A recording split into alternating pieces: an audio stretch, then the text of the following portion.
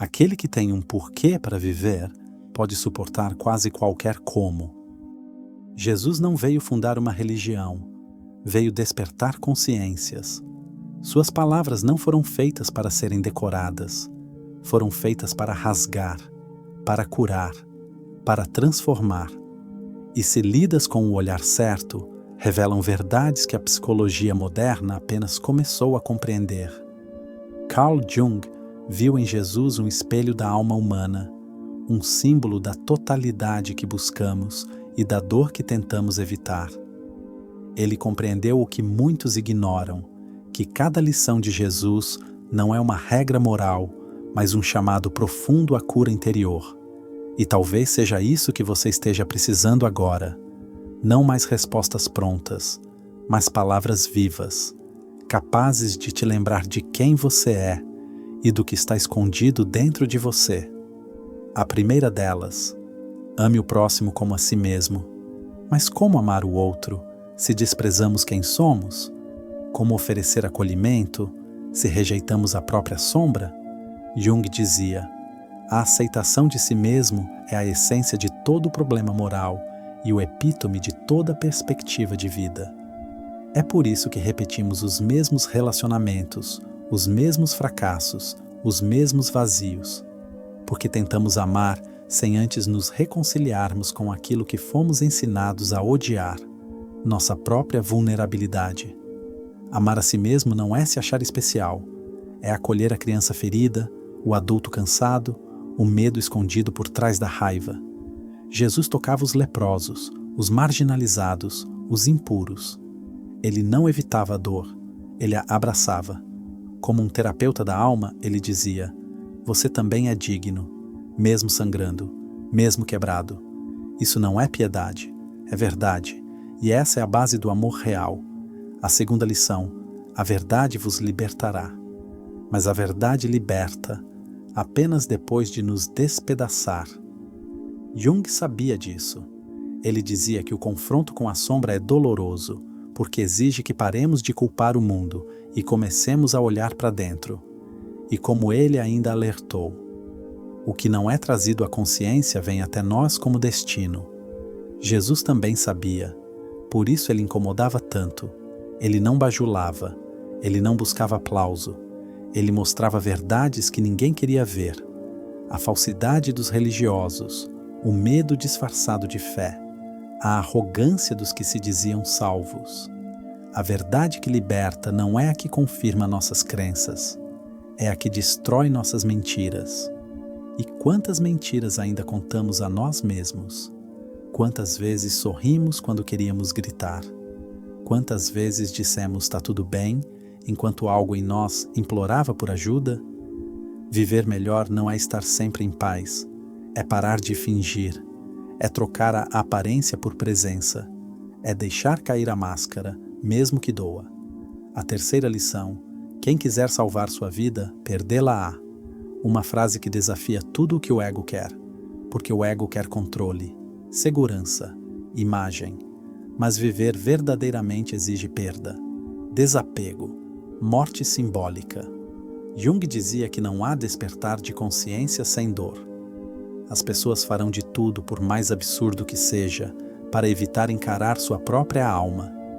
Mas Jesus ensinava: é preciso morrer para renascer, morrer para a imagem, morrer para o personagem que inventamos para sobreviver. Quantas vezes você já tentou ser o que esperavam de você? Quantas vezes se moldou para caber? Mas quanto mais tentamos salvar o eu artificial, mais nos afastamos da essência. O verdadeiro viver melhor passa por um luto, o luto daquilo que não somos mais. E isso assusta, porque é solitário, mas é necessário. A quarta lição: perdoai, não 7, mas 70 vezes 7. Palavras que desafiam nosso instinto mais primitivo, o de punir, o de guardar, o de ferir de volta, porque perdoar parece injusto, parece ceder, parece se humilhar diante de quem nos machucou. Mas o perdão verdadeiro não tem nada a ver com o outro. Perdoar não é esquecer, não é fingir que não doeu. Não é calar a raiva ou suprimir a mágoa, não é sorrir quando por dentro ainda sangra. Perdoar não é fazer de conta. Perdoar é encarar.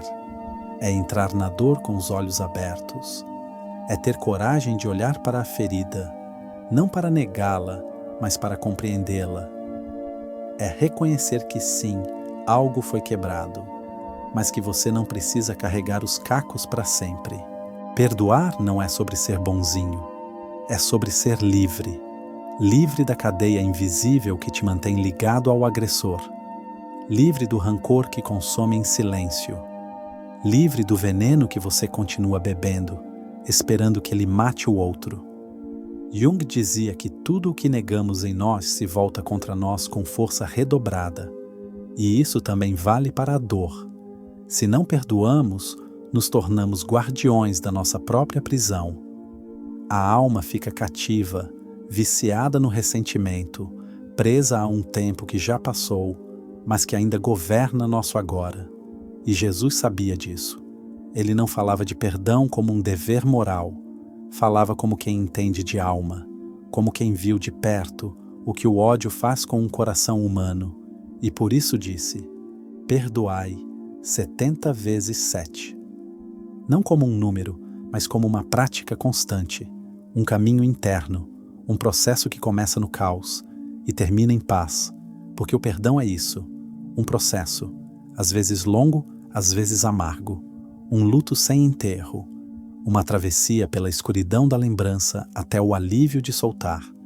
Soltar não é justificar, não é aprovar o que foi feito, não é fingir que não doeu ou que foi por um bem maior. Soltar é reconhecer a dor e ainda assim não deixá-la ditar seu destino.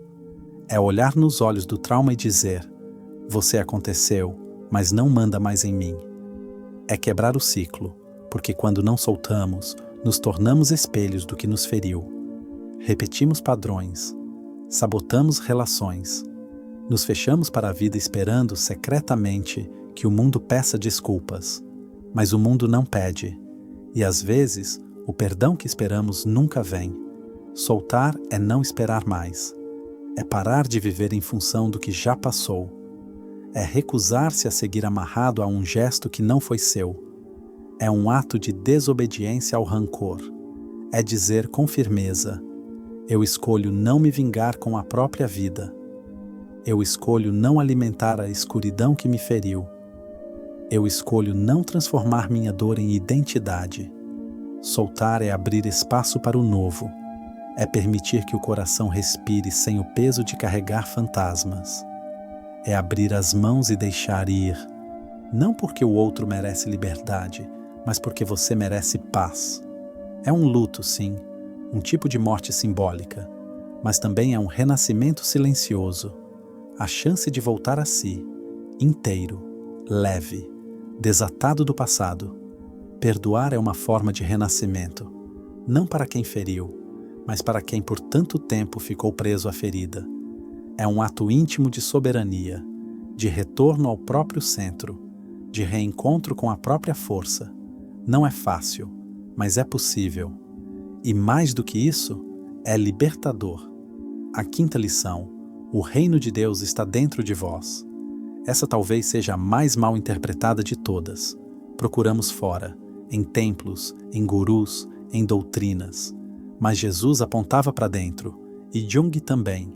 Ele dizia: quem olha para fora sonha, quem olha para dentro desperta.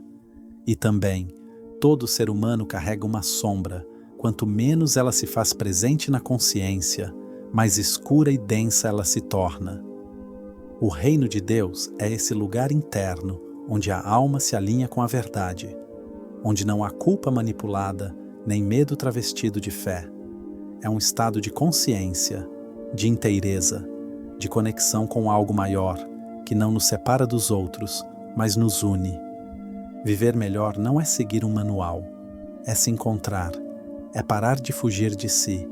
E para isso é preciso coragem, a coragem de Jesus, a coragem de Jung, a coragem de mergulhar na própria escuridão sem garantias, sem promessas, apenas com a fé de que há luz. mesmo no mais fundo do poço. A vida não nos poupa, mas talvez, se escutarmos essas lições com o coração aberto, possamos atravessar a dor com mais inteireza. Talvez possamos parar de sobreviver e começar a viver com verdade, com amor, com alma. E então, você ainda está tentando salvar sua vida? Ou está pronto para perdê-la e finalmente viver?